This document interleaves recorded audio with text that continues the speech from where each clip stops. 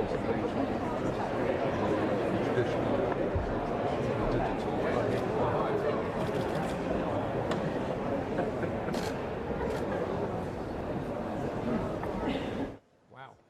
afternoon, ladies and gentlemen. My name is Kevin Ellis, Chairman and Senior Partner of the UK and Middle East firms, and I'm delighted to welcome this afternoon the Prime Minister, her ministers and representatives of the media to our offices here in Embankment Place. I know you don't want to hear from me, but just a few quick words on PwC. We employ 22,000 people in the UK, and over the last year we've recruited 2,500 school leavers, apprentices and graduates to our building's 25 offices across the UK. It's a special week for us because this week we open a new office in Bradford to provide high-quality jobs to the community there.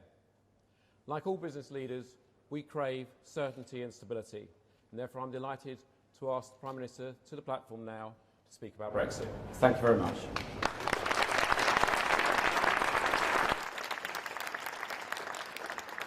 Thank you very much, Kevin. I became Prime Minister almost 3 years ago, immediately after the British people voted to leave the European Union. My aim was and is to deliver Brexit and help our country move beyond the division of the referendum and into a better future. A country that works for everyone, where everyone has the chance to get on in life and to go as far as their own talent and hard work can take them. That is a goal that I believe can still unite our country. I knew delivering Brexit was not going to be simple or straightforward. The result in 2016 was decisive, but it was close. The challenge of taking Brexit from the simplicity of the choice on the ballot paper to the complexity of resetting the country's relationship with 27 of its nearest neighbours was always going to be huge. While it has proved even harder than I anticipated, I continue to believe that the best way to make a success of Brexit is to negotiate a good exit deal with the EU as the basis of a new deep and special partnership for the future. That was my pitch to be leader of the Conservative Party and Prime Minister. That is what I set out in my Lancaster House speech, and that was what my party's election manifesto said in 2017. That is, in essence, what the Labour Party's election manifesto stated too. And over 80% of the electorate backed parties which stood to deliver Brexit by leaving with a deal. We've worked hard to deliver that, but we have not yet managed it. I've tried everything I possibly can to find a way through. It's true that initially I wanted to achieve this predominantly on the back of Conservative and DUP votes. In our parliamentary system, that is simply how you normally get things done. I sought the changes MPs demanded. I offered to give up the job I love earlier than I would like. And on the 29th of March, the day we were meant to leave the EU, if just 30 MPs had voted differently, we would have passed the withdrawal agreement and we would be leaving the EU. But it was not enough. So I took the difficult decision to try to reach a cross-party deal on Brexit. Many MPs on both sides were unsettled by this, but I believe it was the right thing to do. We engaged in 6 weeks of serious talks with the opposition, offering to compromise. But in the end, those talks were not enough for Labour to reach an agreement with us. But I do not think that means we should give up. The House of Commons voted to trigger Article 50. And the majority of MPs say they want to deliver the result of the referendum. So I think we need to help them find a way. And I believe there is now one last chance to do that. I've listened to concerns from across the political spectrum. I've done all I can to address them. And today I'm making a serious offer to MPs across Parliament, a new Brexit deal. As part of that deal, I will continue to make the case for the Conservative Party to be united behind a policy that can deliver Brexit. 9 out of 10 Conservative MPs have already given the withdrawal agreement their backing, and I want to reach out to every single one of my colleagues to make the very best offer I can to them. We came together around an amendment from Sir Graham Brady, and this gave rise to the work on alternative arrangements to the backstop. Although it's not possible for those to replace the backstop in the withdrawal agreement, we can start the work now to ensure they are a viable alternative. So as part of the new Brexit deal, we will place the government under a legal obligation to seek to conclude alternative arrangements by December 2020, so that we can avoid any need for the backstop coming into force. I've also listened to unionist concerns about the backstop, so the new Brexit deal goes further to address these. It will commit that should the backstop come into force, the government will ensure that Great Britain will stay aligned with Northern Ireland. We will prohibit the proposal that a future government could split Northern Ireland off from the UK's customs territory. And we will deliver on commitments to Northern Ireland in the December 2017 joint report in full. We will implement paragraph 50 of the joint report in law. The Northern Ireland Assembly and Executive will have to give their consent on a cross-community basis for new regulations which are added to the backstop.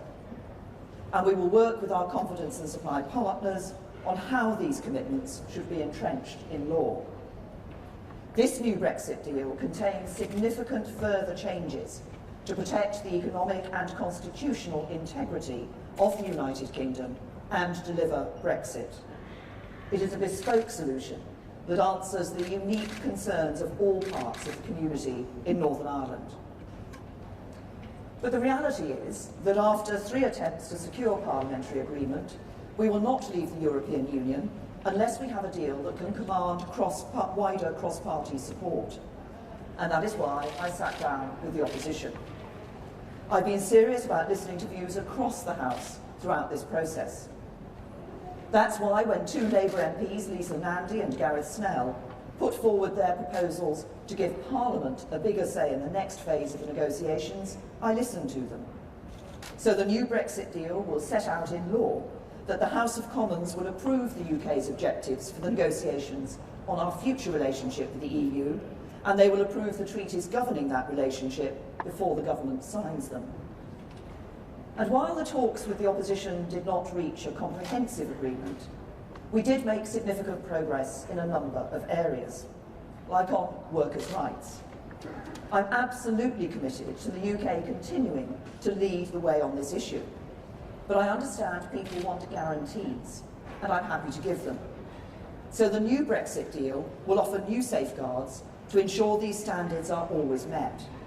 We will introduce a new workers' rights bill to ensure UK workers enjoy rights that are every bit as good as or better than those provided for by EU rules. And we will discuss further amendments with trade unions and businesses. The new Brexit deal will also guarantee there will be no change in the level of environmental protection when we leave the EU. And we will establish a new independent Office of Environmental Protection to uphold the highest environmental standards and enforce compliance. The new Brexit deal will also place a legal duty on the government to seek as close to frictionless trade with the EU in goods as possible, subject to being outside the single market and ending freedom of movement. In order to deliver this, the UK will maintain common rules with the EU for goods and agri-foods products that are relevant to checks at the border. This will be particularly important for our manufacturing firms and trade unions, protecting thousands of jobs that depend on just-in-time supply chains. The most difficult area is the question of customs. At the heart of delivering Brexit lies a tension between the strength of our ambition to seize the new opportunities that Brexit presents and the need to protect the jobs and prosperity that are built on an interconnected relationship with other European economies. This ambition should not be divisive. There are many people who voted to leave who also want to retain close trading links with Europe, just as there are many people like myself who voted to remain and yet are excited by the new opportunities that Brexit presents. Indeed, I believe one of the great opportunities of leaving the European Union is the ability to have an independent trade policy and to benefit from the new jobs and industries that can result from deepening our trade ties with partners across every continent of the world. But I've never believed that this should come at the expense of the jobs and livelihoods that are sustained by our existing trade with the EU. And to protect these, both the government and the opposition agree that we must have as close as possible to frictionless trade at the UK-EU border. Now, the government has already put a proposal which delivers the benefits of a customs union, but with the ability for the UK to determine its own trade and development policy. Labour are both sceptical of our ability to negotiate that and don't believe an independent trade policy is in the national interest. They would prefer a comprehensive customs union with a UK say in EU trade policy, but with the EU negotiating on our behalf. If we're going to pass the Withdrawal Agreement Bill and to deliver Brexit, we must resolve this difference. As part of the cross-party discussions, the government offered a compromise option of a temporary customs union on goods only, including a UK say in relevant EU trade policy, and an ability to change the arrangement so a future government could move it in its preferred direction. We were not able to agree this as part of our cross-party talks. So it is right that Parliament should have the opportunity to resolve this during the passage of the bill and decide between the government's proposal and a compromise option. And so the government will commit in law to let Parliament decide this issue and to reflect the outcome of this process in legislation. I've also listened carefully to those who've been arguing for a second referendum. I've made my own view on this clear on many times. I do not believe this is a route that we should take, because I think we should be implementing the result of the first referendum, not asking the British people to vote in a second one. But I recognise the genuine and sincere strength of feeling across the House on this important issue.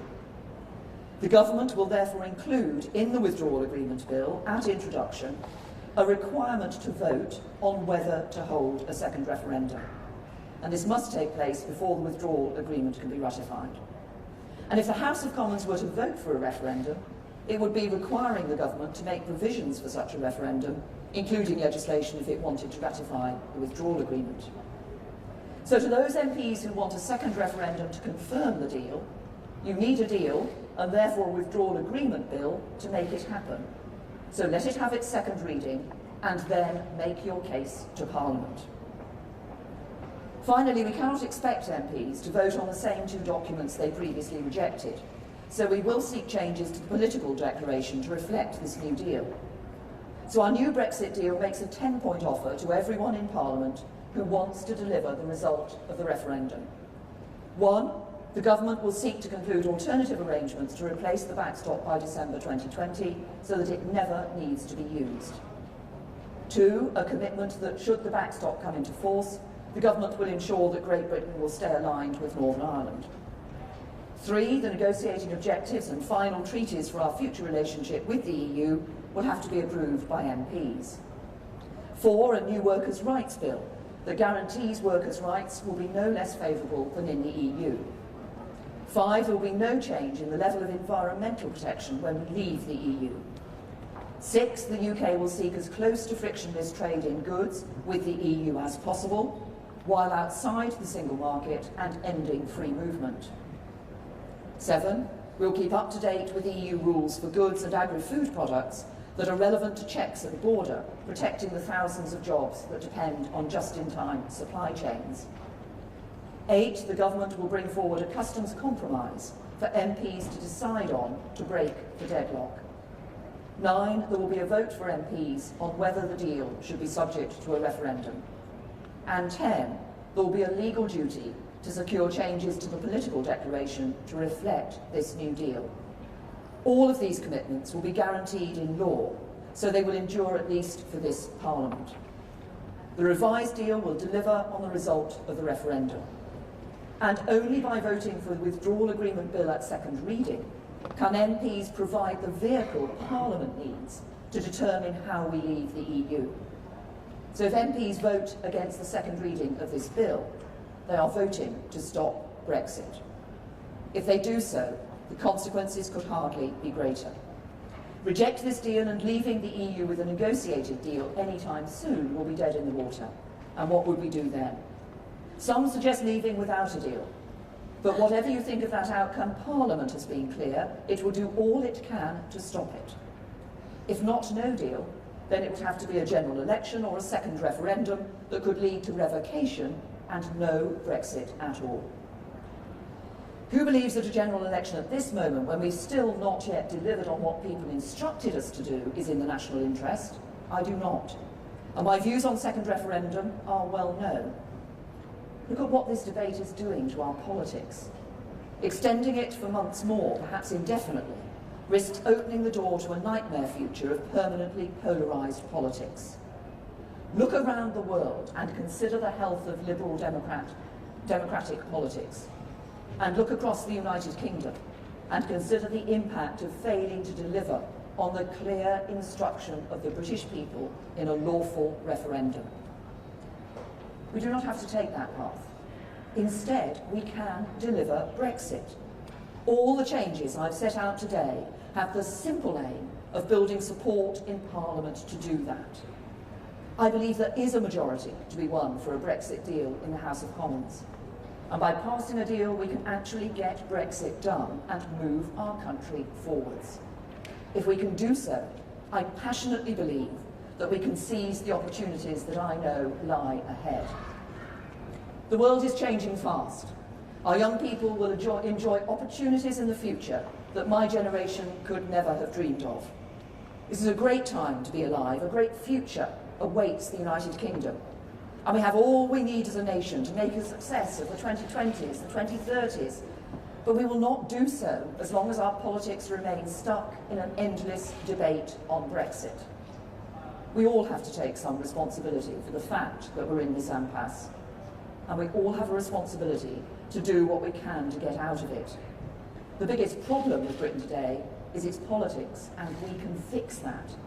With the right Brexit deal, we can end this corrosive debate. We can get out of the EU political structures, the Parliament, the Commission, the Council of Ministers, that are remote from our lives, and put our own Parliament back in sovereign control of our destiny. We can stop British laws being enforced by a European court, and instead make our own Supreme Court genuinely supreme. We can end free movement and design an immigration system based around skills that work for our economy and society. We can stop making vast annual payments to the EU budget and instead spend our own money, our own priorities, like the NHS. We can get out of the common fisheries policy and the common agricultural policy, design our own systems around our own needs and resources. We can do all of these things. And by leaving with a deal, we can do so much more besides. By reaching an agreement with our EU trading partners, we can keep tariff barriers down and goods flowing friction-free across borders, protecting jobs and setting our firms up for future success. We can guarantee workers' rights and environmental protections. With a deal, we can keep our close security partnerships and keep working together to keep people safe. We can ensure that the challenge of the land border between Northern Ireland and Ireland is met in a way that works for people on both sides. This is a huge opportunity for the United Kingdom.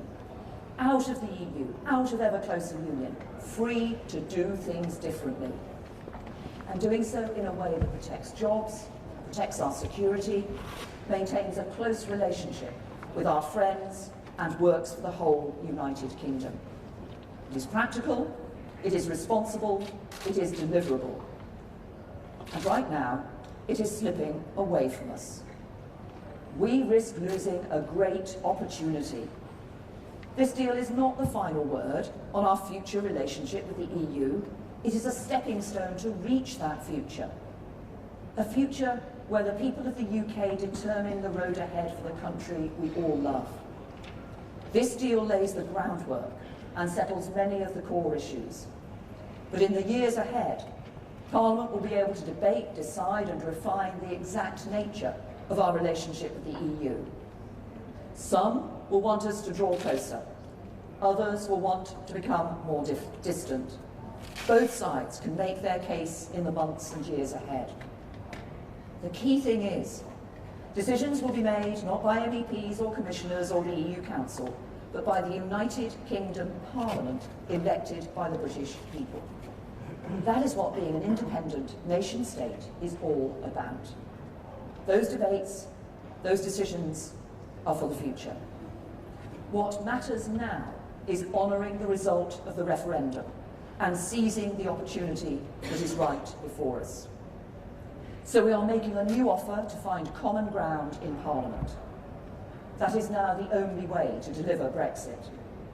Over the next 2 weeks, the government will be making the case for this deal in Parliament, in the media and in the country, on what is best and right for our country now and in the future, and on what the majority of British people of all political persuasions want to see happen.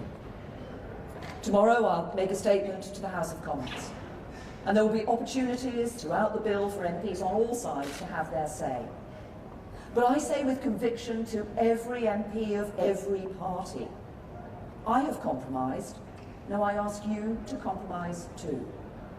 We've been given a clear instruction by the people we are supposed to represent. So help me find a way to honour that instruction, move our country and our politics forward, and build the better future that all of us want to see. Thank you.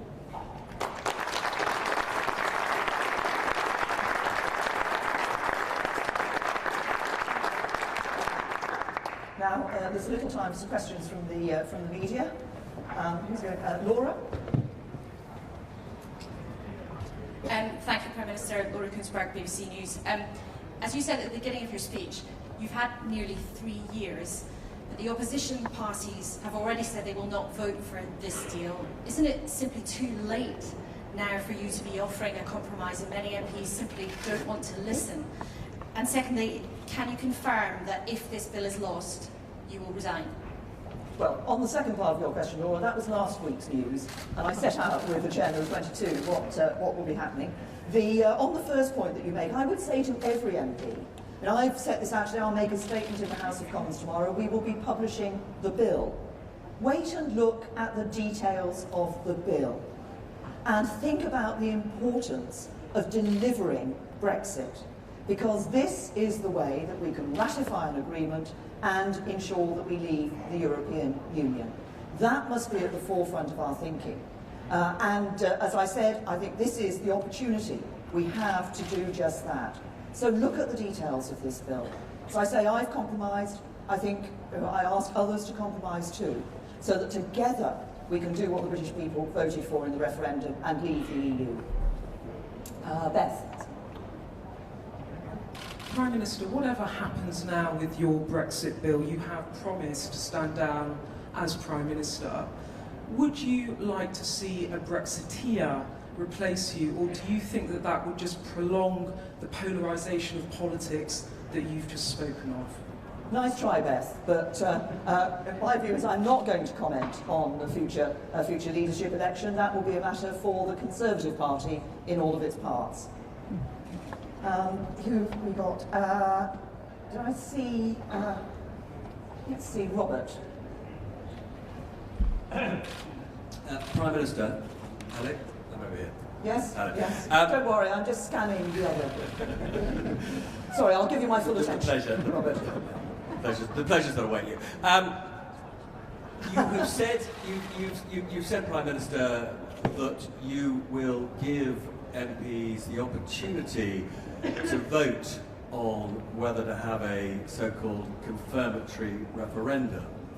Does that mean you are giving a commitment that if they vote for that referendum, there will be a referendum? And you've also said that you will give MPs a vote on whether the UK should remain in a permanent customs union without the ability to negotiate trade deals with other countries. Again, is this a commitment that if they vote for that, that is what a Conservative government would negotiate?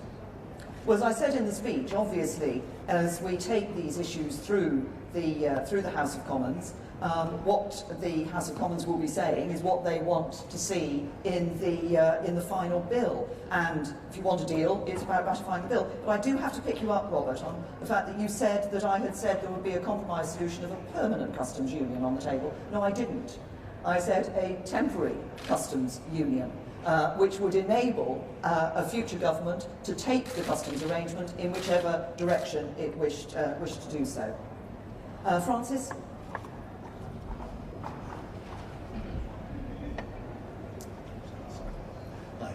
Francis Elliott from The Times. You said you're going to take the case to the country over the next 2 weeks. There are rather important elections on Thursday. When will we actually see the bill, 37 clauses, and the new... Are you committing to publishing the bill before recess?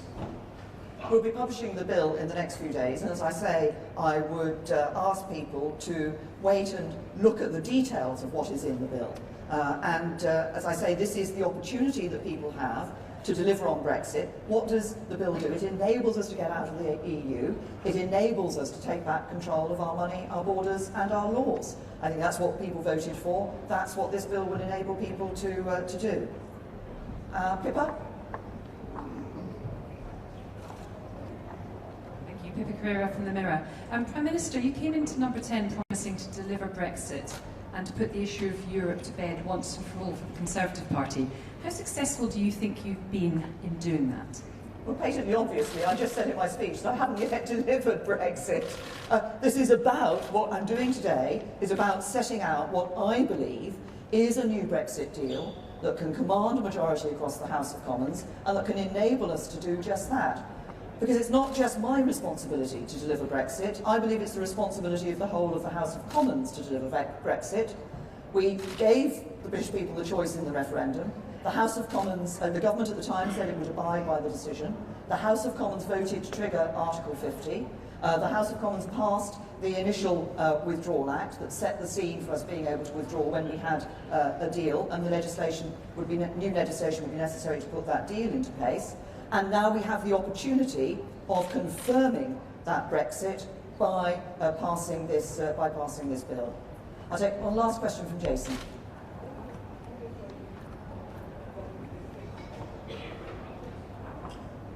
Jason Gross from the Daily Mail.